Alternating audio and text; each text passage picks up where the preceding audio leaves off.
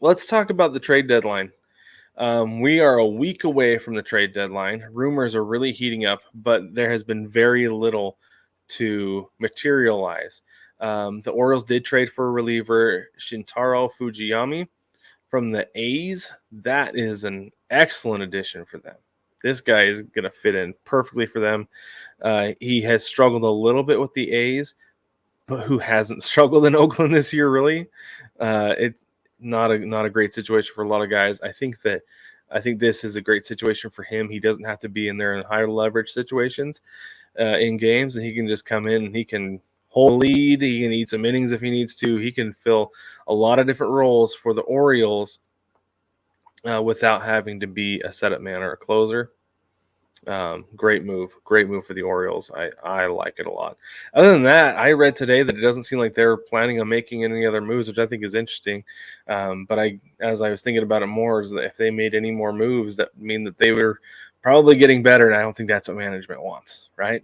You can't be having that when your team is when you got one owner who's trying to move the team to Nashville or whatever it is that they're trying to do. I don't know. It's a real life major league situation, and they're playing it out.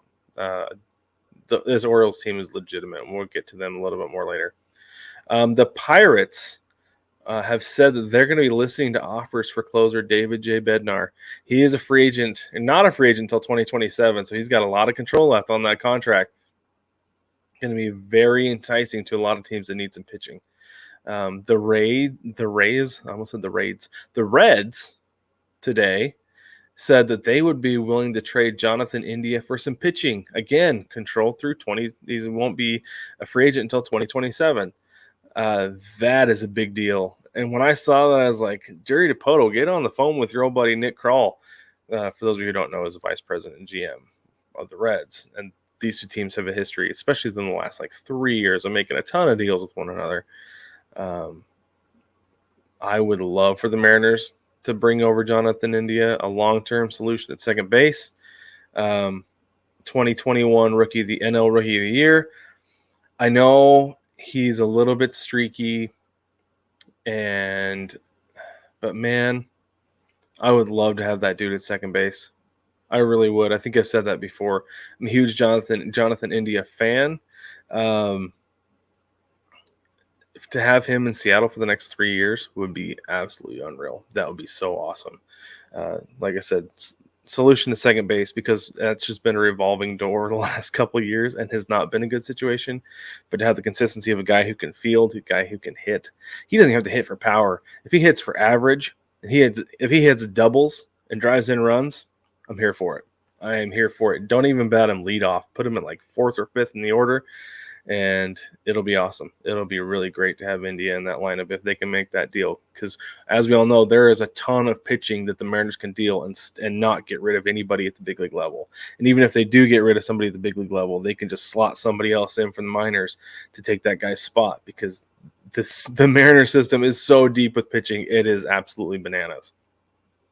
So I want to see that deal done, Mariners. Get it done. Teams are interested in trading for Justin Verlander, specifically the Giants, is what I saw.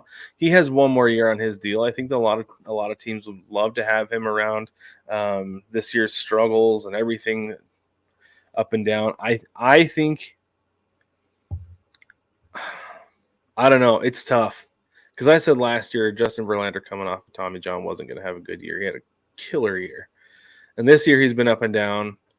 I don't know. I don't know if I'd be willing to trade what the Mets are looking for to get Justin Verlander, but that's just me.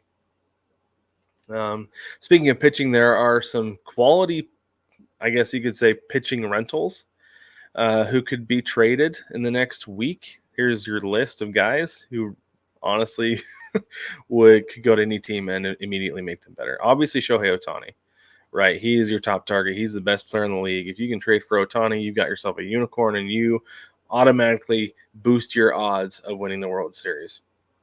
Max Scherzer, yes, he has one more year on his deal, but that is a player option year in 2024. So if he comes in and he helps you win a World Series or helps you make a run, he could potentially walk, and he probably will. He'll go test the free agent market. He's 38. He can get another couple of years out of somebody with Scott Boras as his agent. Boras will probably tell him to walk, to be honest. You've also got Blake Snell, Marcus Stroman, another guy who has a player option for 2024, Jordan Montgomery, Josh Hader, Jack Flaherty, David Robertson, Lance Lynn. I think Lance Lynn would be a really interesting one for a lot of teams, coming in and just basically being like a mercenary, right? The last year of his deal, that would be really interesting to see. Michael Lorenzen. He played some outfield for the Reds a couple years ago. He was kind of a two-way player. I don't know if anybody's going to want to use him that way again, but it'd be interesting to see if somebody did. If they brought him, the Tigers have not been doing that with him this year, but keep an eye on that. It'd be interesting. Jordan Hicks, Crazy Joe Kelly. He has a team option for 2024, so anybody could bring him in and then just send him on his way after the season, and I don't think any hurt feelings would be hurt. So there's that. And then there's Brent Suter as well. So I don't think, honestly, that it's likely that any of these guys get traded for Johnathan India. And I just want to bring this up just because I talked about how the Reds are looking for pitching, because Johnathan India, I feel like, is the guy you're going to bring in to try to win next year or the year after, right? He's not a solution for this year. And actually, I don't know. Maybe he will. Maybe the Mets are like, Johnathan India is the perfect solution for us in our infield. I don't know if that's the case, right? Because they've got some issues and they're going to have to clear some guys out. I think maybe the Padres decide they want to bring him in and have him play infield for him. I don't know, but I don't think any of these teams are going to make a deal for India. I don't know. I don't know. It'll be interesting to see though. And you know what? Maybe he will. Maybe these teams. Maybe it'll be the Cardinals who are like, yeah, we could use him, but I don't think so. Anyway, so there are some rental pitchers who are going to be out on the market and probably making moves over the next week or so.